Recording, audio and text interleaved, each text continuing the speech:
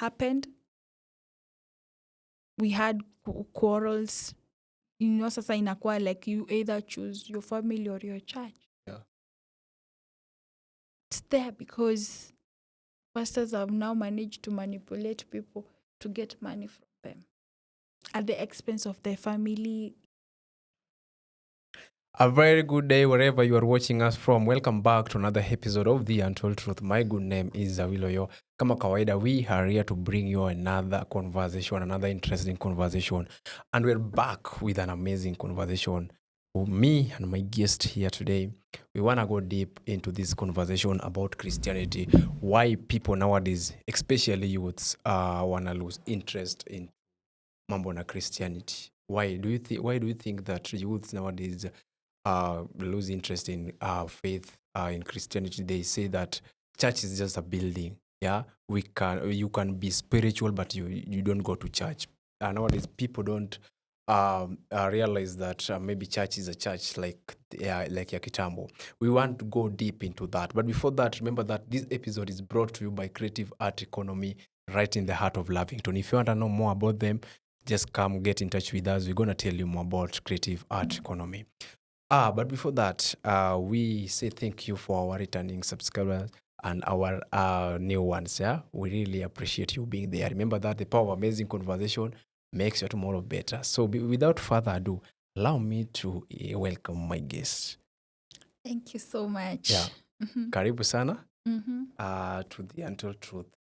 I'm so happy. Yeah. So thank you for welcoming me here in our Untold Truth. Yeah. Yeah. This is where we share an experience, we educate, we learn, we relearn, we unlearn. Okay. Yeah, at the end of the day, your experience might make a change somewhere. Yeah, true. Yeah. Sharing our experience. Yeah. Mm-hmm. So we are here, we want to talk about church, religion, spiritual.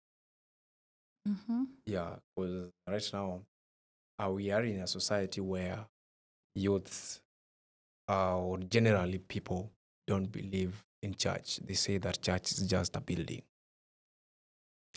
You yourself is a church. Mm-hmm. People claim that church is just a building.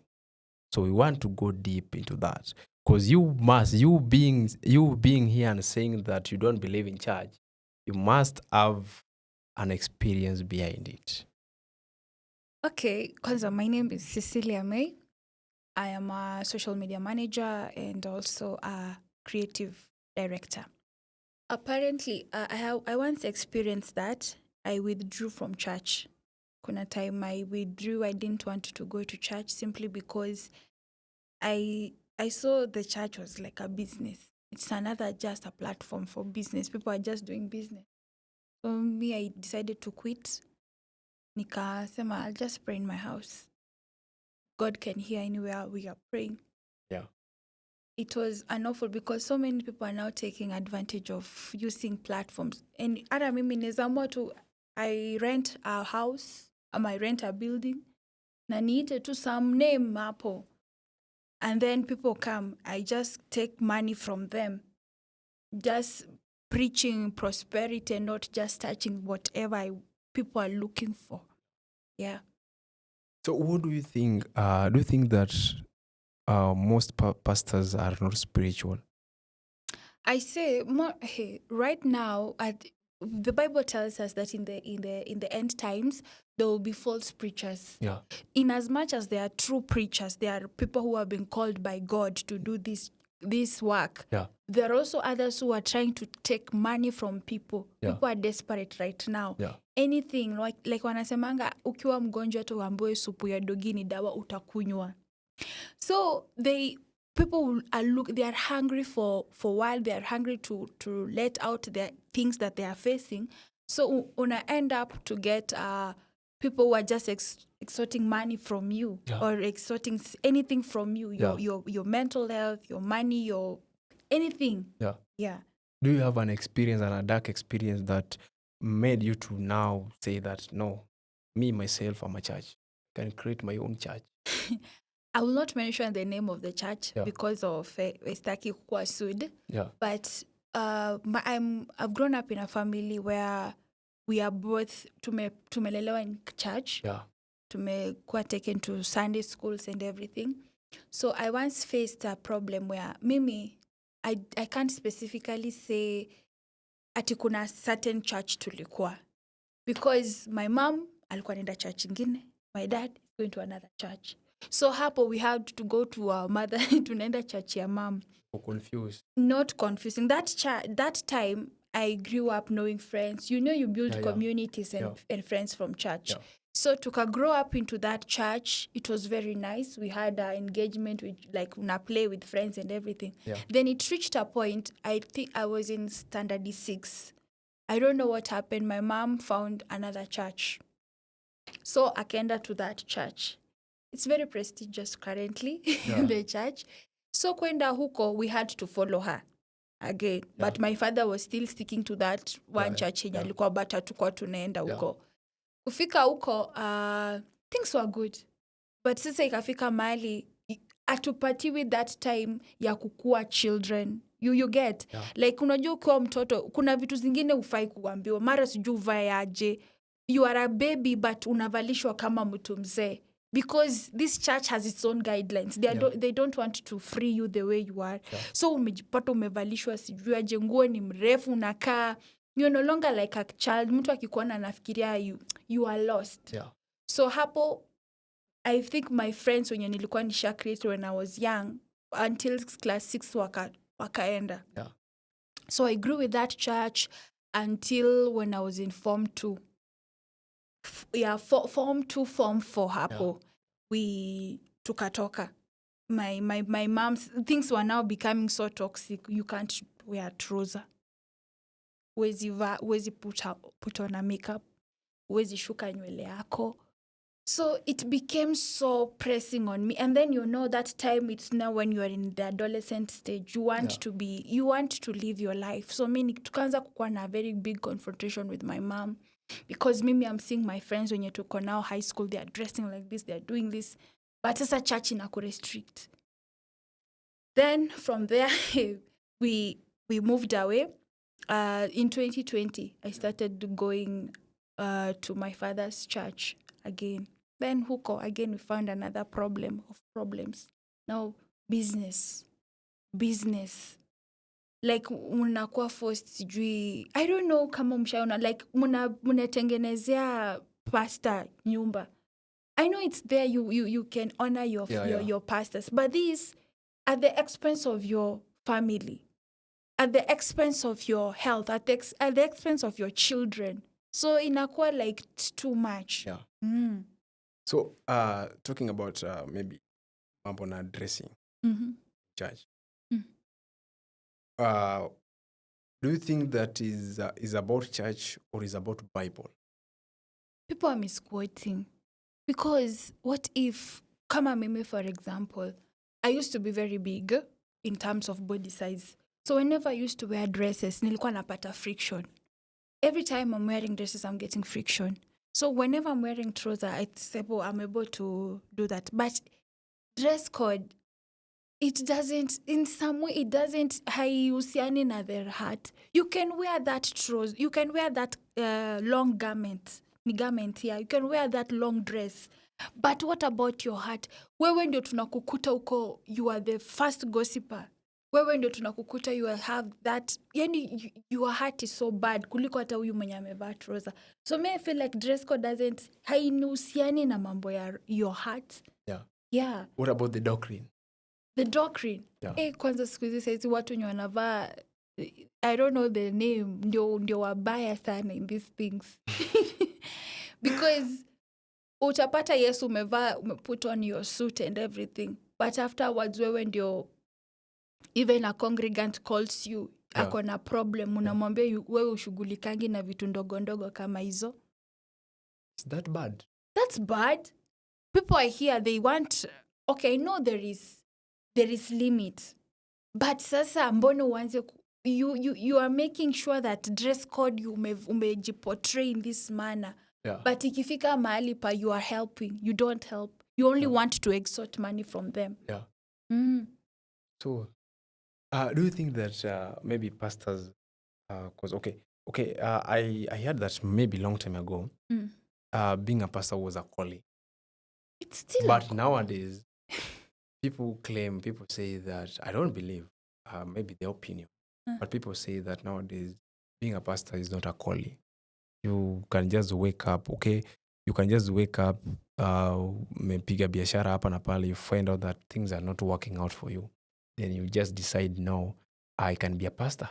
And being a pastor, it knows a must you have a PhD or you have big papers. So you just wake up and say that I want to be a pastor. Do you think that is a reality? Okay, somehow, I don't know. Yeah. But I believe being in the pastoral doctrine, you Yeah. have to be called. Yeah. Because it's a heavy, it's something that is weightful. Because if you are a pastor, you are carrying weights of people, you're carrying burdens of people, prayers, visitings. If you go back to the Bible, Yeah. being a pastor, it means you're visiting the sick, you're praying for the sick, you're visiting the poor, you're visiting the prisoners. Yeah. It's more of work, it's more of giving than receiving. Yeah. But currently, the pastors, oh God, they are more of receiving than giving. So atasimama tu kwa pulpit leo, tunatoa mchango ya hii. Hata mjamaliza ile ingine, mnatoa mchango ya hii, mnatoa sijui ya hii. And actually, ukikuja kuangalia, if you start now doing the accounts, the money hata haiko like hazifanani na whatever the output that is there. Yeah. So me, I believe like fake pastors are there, many of them. And that is why so many of the youths currently, they can decide to just stay at home and pray in their own houses. Yeah. Because why would I put my money on your mouth or on your church, na yet there's nothing that I'm getting? Instead, I'm just being extorted, alafu pesa ikisha, ninakuwa dumped. So you mean when you're not giving, you're not important in that church? Yeah, that is how church has been reduced right now. Yeah. Many of them. So there's classes. Yeah, like currently there was a meme I saw, like people are wanasema like there is a certain church for this kind of people and there is another church for this kind of people, which is very wrong because I believe church has to accommodate everyone. Yeah. Oh, that's so bad. Yani, like right now, there's a classes in church. Yeah, there are classes. So it means that even pastor decide to pray to who? If you're not giving, is rare. Anajua huyu nitakufanyia fasting. Yeah. Wewe nitaenda 40 days and 40 nights of fasting. Wewe tu ni the grace of our Lord Jesus Christ. Yeah. Wewe ni kukuwekea tu mikono. Depending on what you are giving. Okay, if we go back to the doctrine, maybe we can say that giving is written. Giving to the church is written. Mm-hmm. We must give. Mm-hmm, yeah. Because God has blessed us. So we must give back what God has given us. Mm-hmm. Which I think is there. And is good thing. You must appreciate that God has blessed you. Mm. So I don't think that having pastors there to take this money, there's a problem with that. But maybe there's a problem if they are now taking too much. Not even too much. Yeah. There is a verse, I can't remember. It's where give whatever you have. Give whatever you are able to give. Yeah. Kwa sababu, why would you ask for me 70,000 shillings, okay, for example, I'm 100K, and my earning is even lesser than that. Alafu on top of it all, I have a family. Because maybe I've been a victim. You find your father or your parent, you have school fees, mko na bills mnafaa kulipa. Yeah. But every time kanisa ilikuanga tu nikutoa. Like Monday to Friday, January to December, it's just kutoa. Alafu to the point of Christmas ikifika, they were wanasema ati tunanunulia pasta Christmas. I know it's not bad. Yeah. But sasa but it's not bad. But to the point of... Look it in this way, yeah? You are going to job. You are a teacher. Okay? So you always go to job at the end of the month, you receive something. But this is your pastor. I know there is honoring, for you. But inaenda to the limit. Inapita the boundaries. So you are buying there, and then at home, what are you? Wewe ukuli, hauna anything. Yeah. Your children are there, hawajalipa school fees. Yeah. But you are there giving out the money to the church. Unasema ati toa ndo ubarikiwe. Akunanga saying like toa ubarikiwe. Unatoanga juu umebarikiwa. Yeah. Yeah, Toa ubarikiwe aja. I know kuna ile you give so that more can come. Yeah. But ile at the expense of your family. Yeah. At the expense of your own self. You cannot even dress yourself. They say charity begins at home. Yeah. So why would I give it to you and mimi mwenyewe I cannot take care of myself? I have to show myself love first. I know there is love your neighbor first. Yeah. But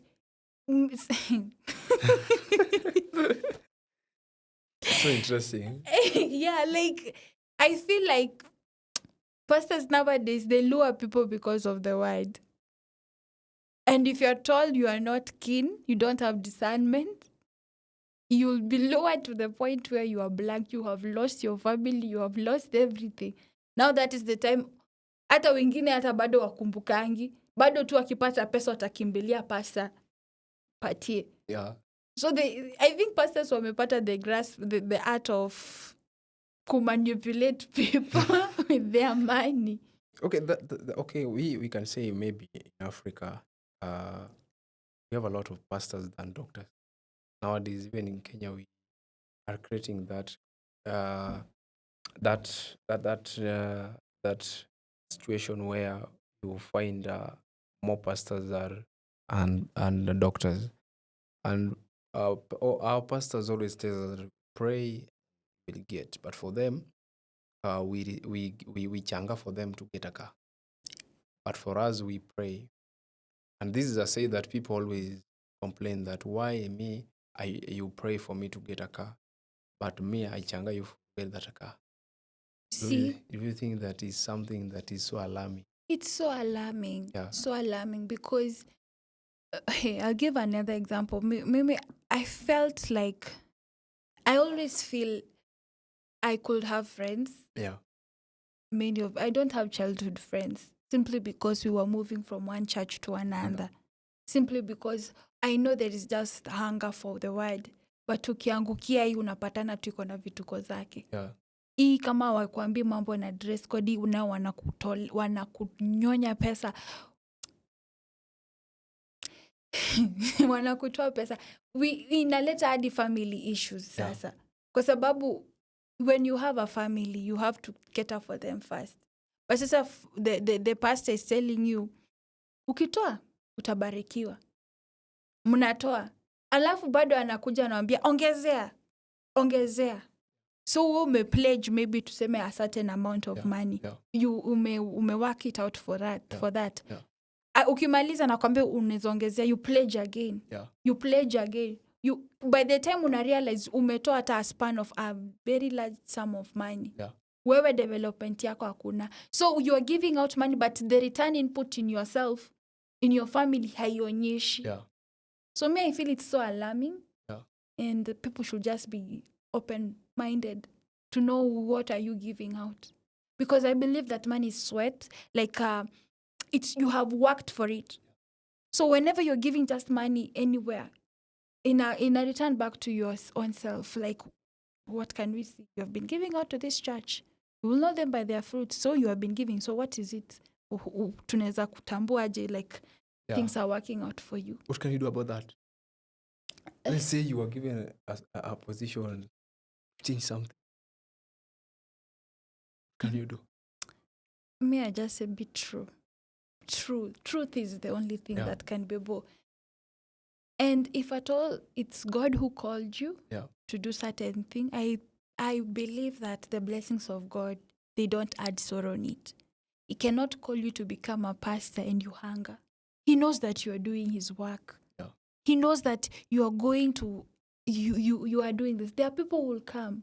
He blesses, he rewards. Yeah. So why will you do it for yourself? Mbona unafanya kazi ya Mungu? You know, I always tell, wewe unafanya kazi ya Mungu, umeingilia kwa biashara ya Mungu sasa. Yeah. In the aspect of, God is supposed to work for himself, using you as a vessel. Yeah. But sasa wewe umejiweka kama Mungu. Yeah. Like leteni hizo pesa alafu Mungu atawabariki. Yeah. I have to say imeenda to the extent now pastors are now using forces like mtu anaamua sasa because sipati hii pesa nataka kuifanya ikue they dwell into crimes, witchcraft, nini. So those things come because they are seeking that money. Liwe liwalo. I have to have this money. I have to drive. And I don't know why pastors always believe that if you are a pastor, you have to drive Porsche cars. Yeah. I don't understand that. You have to have certain kind of cars, have to have bodyguards, you have to have security everywhere. For what? You see something interesting. Pastors are using witchcraft. Yeah. Pastors are using witchcraft. For sure. For sure. Pastors are using to lure people. Witchcraft is now in the church. They will manipulate you to give out anything that you have. That's so interesting. That's so interesting. Because my experience with church has taught me a lot. Take us to the experience. We need to learn something, Japan. So apparently, the pastor, he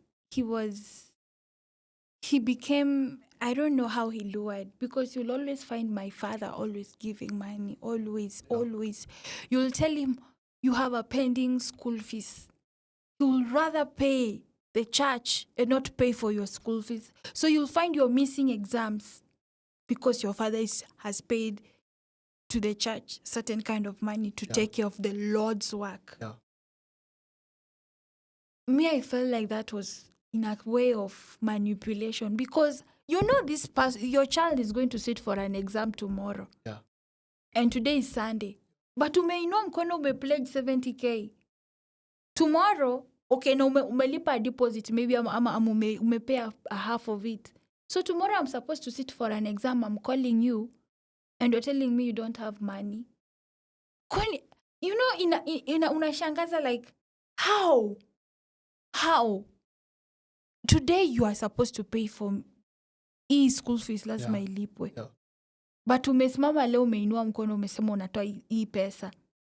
Hiyo inakaa tu ni witchcraft. In a way of manipulation. It's making sense. It's making sense, by the way. Because how can you play something that you don't have yet? The following day, you have a serious problem. And you did not take care of it. So you wanawachia Mungu, that God will take care of it. And yet, you prayed for it. God give me certain money to pay for this. So imekuja, instead of using your head, your mind. What about kama in temptation? God alikuwa anamjaribu. That's not even temptation. Yeah. I think it's manipulation. We will not always blame things about temptation. It's not a temptation. That is being manipulated and also becoming dumb to a certain extent. Yeah.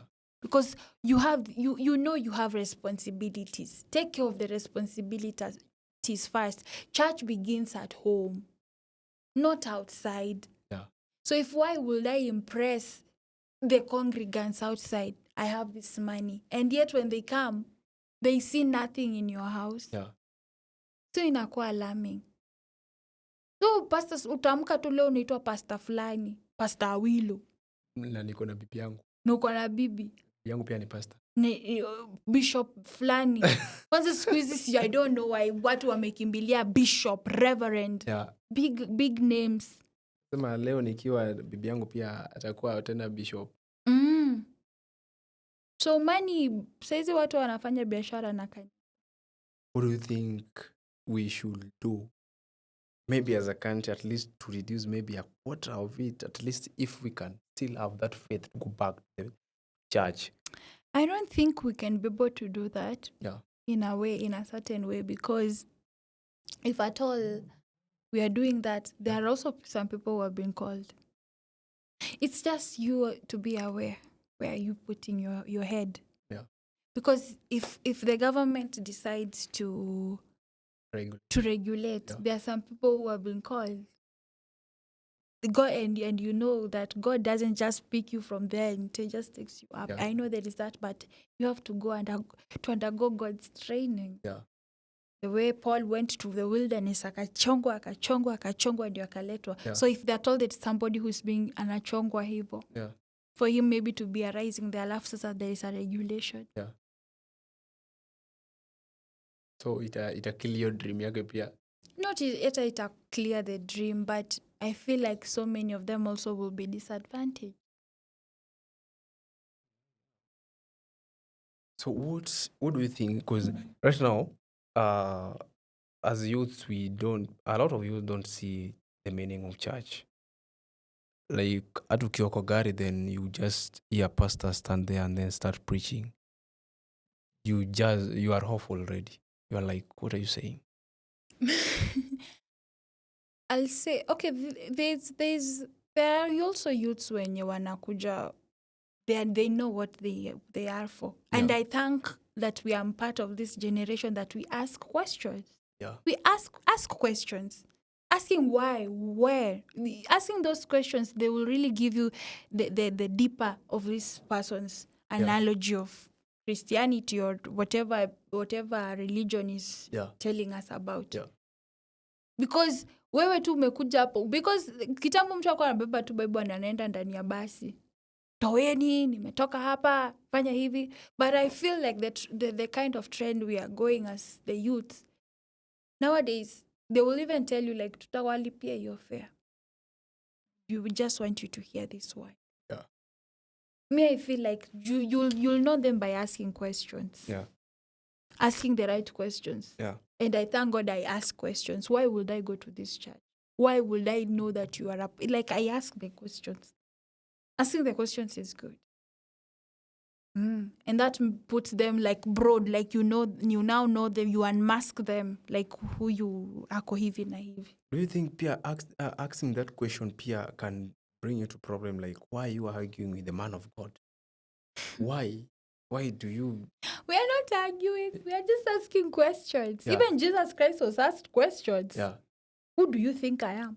And then he said, I'm the Son of God. Or Because right now, the way we take people, the man of God, is totally different. Kuna venye, that's why our parents, the bigger people, you cannot have that conversation with them or start a conversation you want to argue with the pastor.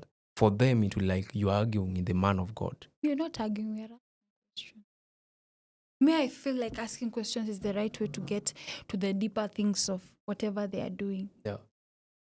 So that's the reason. So they sell fear. Why would I fear a man? I have to ask questions. Awilo umefungua hii kanisa. Yeah. Yeah, what is this church about?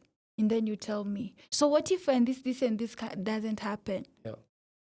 You tell me. Sasa usiponijibu sinitaanza kukuwa na alarming questions. Mbona hakunijibu hivi?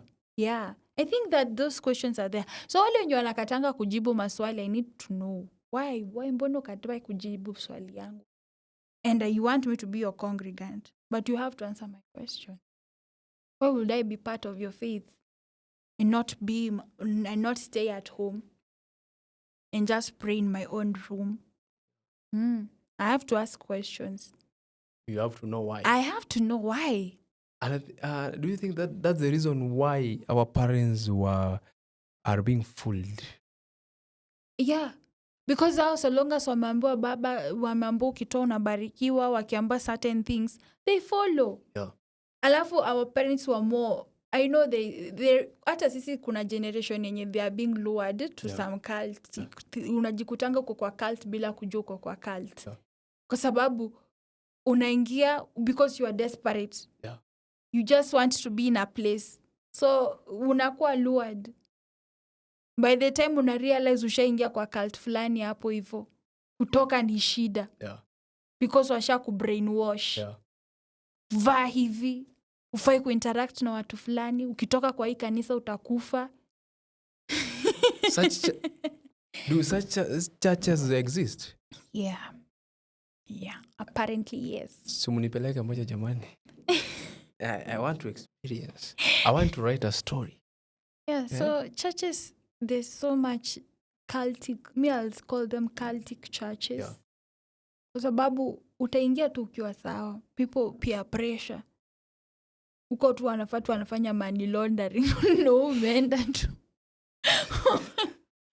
Mnafanya hapo biashara. Umesema kuna church za money laundering, wewe umeenda nikaa kuomba lakini kenye iko hapo ni biashara. Behind the scenes ni biashara.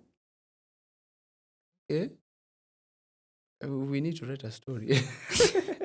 Biashara inaendelea huku kwa kanisa. Yeah. Tuko in a bad situation. Alafu ukiuliza upate kwanza mzazi akiwa ni ule mwenye staunch. Yeah. Pastor alisema.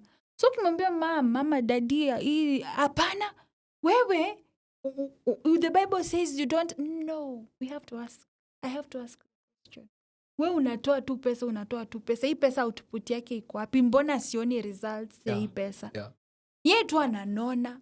You know, funny thing, me I was growing up, I was telling myself like pastor afai kukuwa mnono. Why? Wanafaa kuwa na fast kila.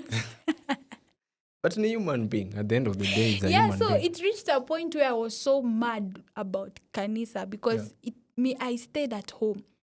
My mom even called me. You have to go to church. You have to find even a church. Nisema mimi hiyo kanisa imenibo. Every time unaenda tu toeni pesa. They will not lack a day. They hawachangi pesa. E-project after e-project after e-project. Like, kwani kanisa the project? Like they will preach 15 minutes the word. Hata 15 ni mingi. But kwa hiyo 15 pia wameongelelea pesa. Hiyo time ya someone bado. Hiyo ingine yote. Ni pesa. Pesa. Si ku-empower youth. Wapi? Pesa. Unajua kuna project fulani. Sijui kuna nini ingine tunafaa kulipa. Sijui kuna nini ingine tunafaa kulipa. Pastor sijui what. Okay, you... And then... the people who are supposed to feed on the church, like the widows, they're not even given anything. Kwanza wao ndio wanaambiwa mutoe. Yeah. Okay. So, okay. Do you think that, okay, maybe, for example, do they offer an option of maybe employment, maybe empowerment for them now to come to ask you that, to recreate some connection mahali? In my own experience, I've never found anything like that. Yeah. They only extort. They only tell you like, tunajenga hii, kanisa unajua lazima ifanyike. Yeah. Tuwezi enda kutafuta watu wa nje. It's okay, I know that. Yeah. But haiwezi kuwa kutoka January mpaka January. The same thing over and over again. Years come, years go. Yeah. It's always still taking out money. Alafu, me I'll say this. There was a time yenye nilifanya nikatoka kwa that church. I was ndo nilikuwa nimemaliza tu shule. So I'm there and then the pastor akafika mahali. You know sadaka unafaa uende tutoe kwa bucket, kwa hiyo nini uweke hapo. Yeah. So pastor anasimama hapa anasema leteni sadaka. So mnampea kwa mkono yake. Yeah. Anachukua anashika kwa mkono ndo yeye anaeka. Ukiwa na hiyo 50. Uzo alikuwa ilifika mahali and then akatoa strategy nyingine. Mnatoa sadaka, anasimama ati watu wa 1000 above 1000. Simameni. So you already know you anaenda. No, it's supposed to be a secret. An offering, it has to be. Actually wanasemanga mkono left ikipeana the other side ifaione. So yeye anasema watu wa 1000 ama over 1000 simameni. So unaona watu wanaamka. So iliniletea that what about ule mwenye amekuja na maybe 50 shillings or even 20 shillings? Ama hata mwenye hana. Ana mwenye hana. Yeah. So akaanza 1000 shillings. Takamka few of them. 500 and above. 300 and above. 200. 100 na akastop hapo. Mimi nilikuwa na 50 bob. Sikutoa sadaka hiyo siku. Hakufikiwa mkulima mdogo. And that time, I was a student. Yeah. So, unaambiwa umeshakuwa left out. And that is, sincerely, that is the money you had. You wanted to give it out. But sasa unaambiwa you cannot give this kind of money. Because kanisa cannot, isiyo yako. That's so Aya, bad. that scenario yenye mnampea pesa kwa mkono. Yeah. Mbona nikupatie pesa kwa mkono? Why? Sinieke tu hapo hivyo. Yeah.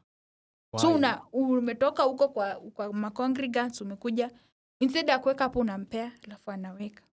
So anakuangalia macho anaona wewe maombi yako kuna wenye tutafanya. Alafu sasa sisi unajua that I think that was the way he noticed like people were giving out money. So watu wanataka kukua in a certain class. So umejifinya kabisa so that you can impress the pastor. Ndio mkue close friends. Unatoa 1,000 lakini unatembea mguu kirudi home. Ama unaenda unalala njaa because you just wanted to impress the pastor. So you're not even there because of the word, you are there to impress the pastor. Yeah.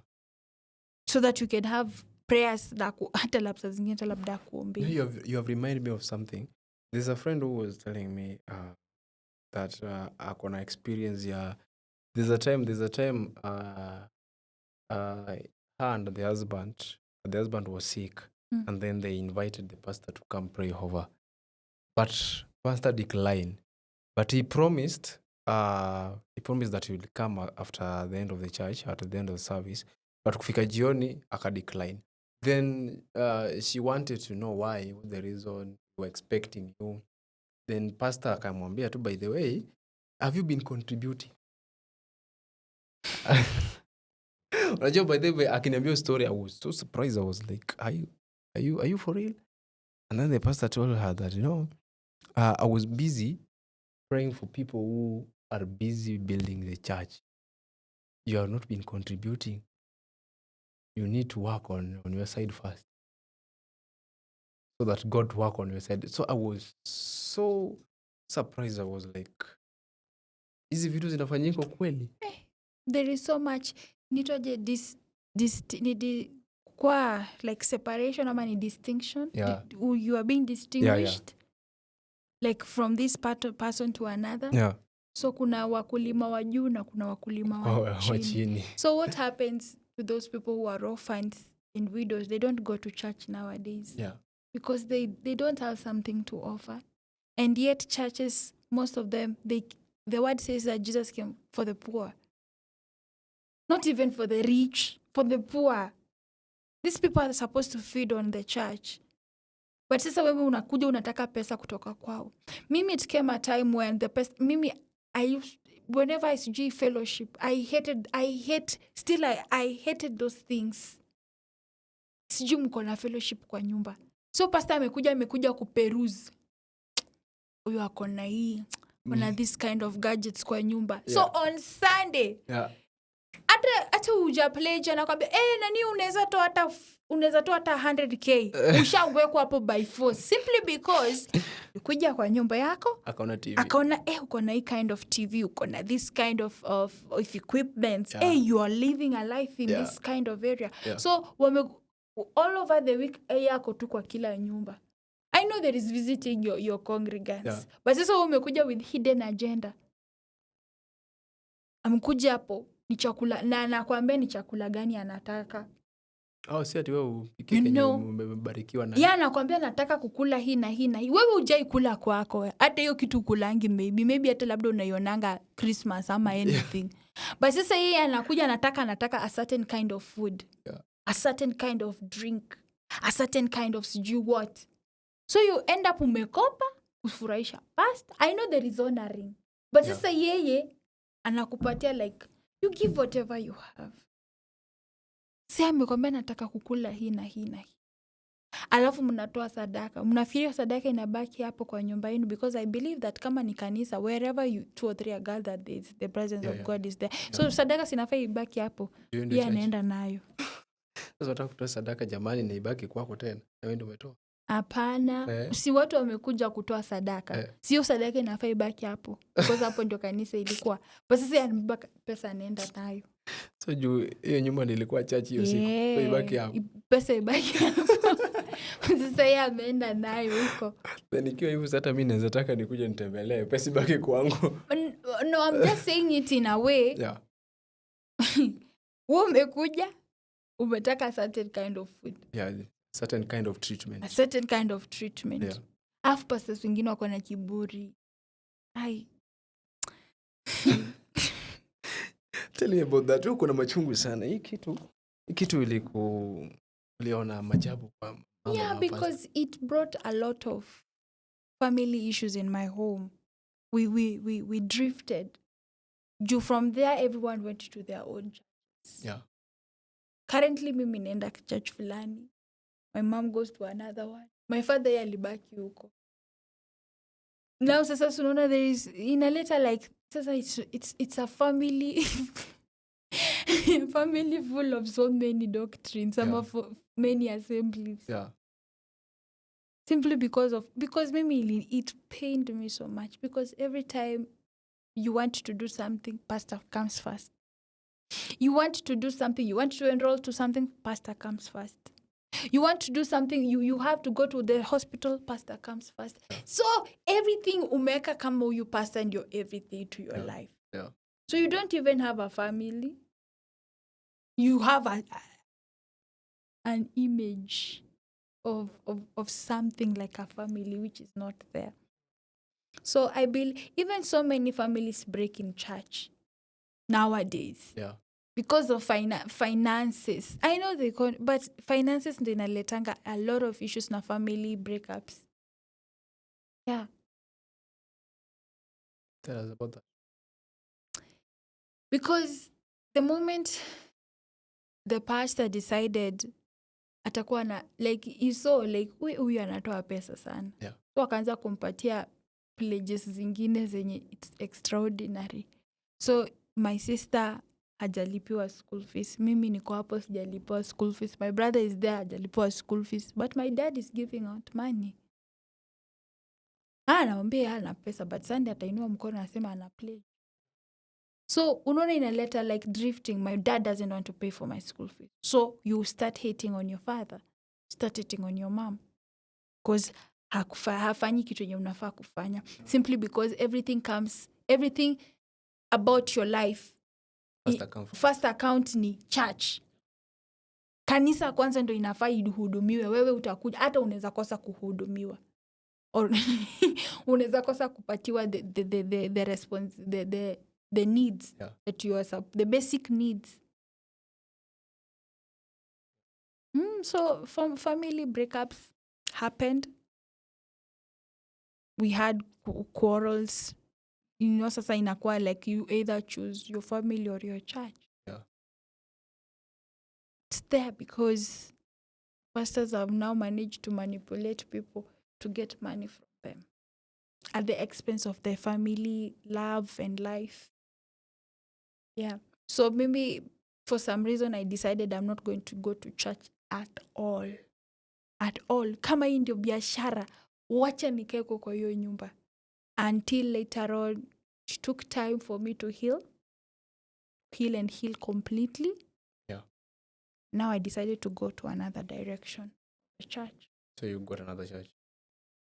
Better? It's better. At least whatever I'm getting from them, whatever I'm giving out there, it's giving me peace. There's peace of mind. Yeah. You can't be in a place where Sunday kifika uko me, yeah, it reached a point nilikuwa nasikia ni Sunday. Nasikia tu acha tu nimechoka. Because uko mnaenda kupreachwa tu pesa. Wewe ukutoa pesa. Yeah. Mkitoa tithe wameka poster hapo. Like there was a poster in that church. Ukiingia tu kwa entrance, list mrefu ya congregants. January, February, March, April. So yako dash.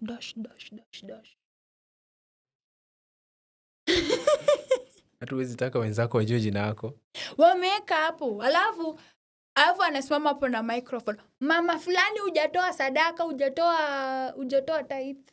I think sadaka is that come naturally. Something list iko hapo hivyo. Wewe hujatoa sadaka. It's something that you give willingly.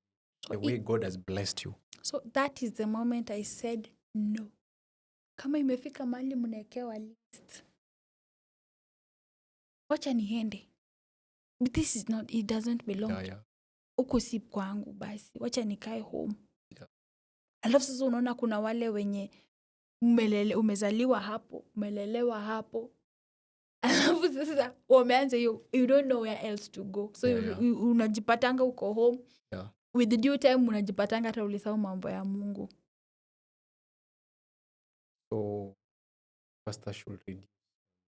Not even reduce. Stop asking money from people. If there is going to, if there is the genuine one, we know we have to build the church.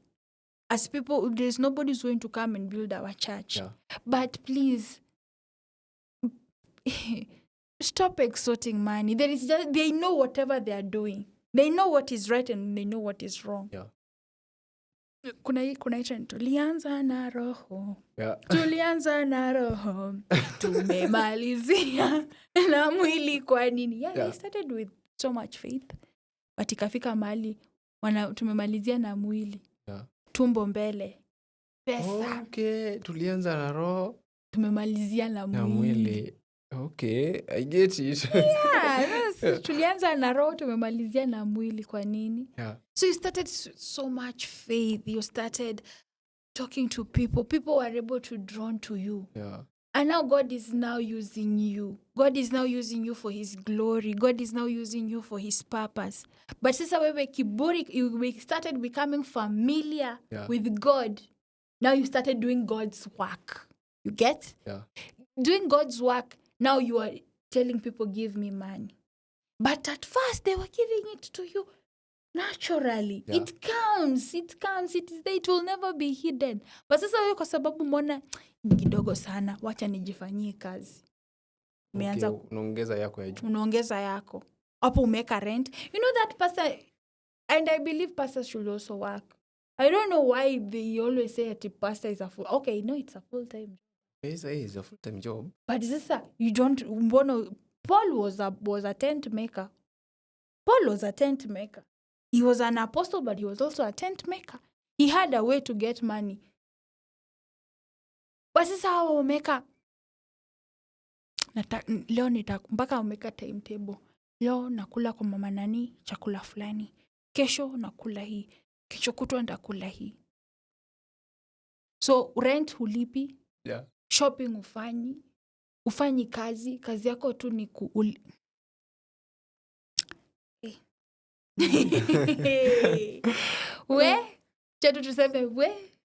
So there's a lot that is happening in the church.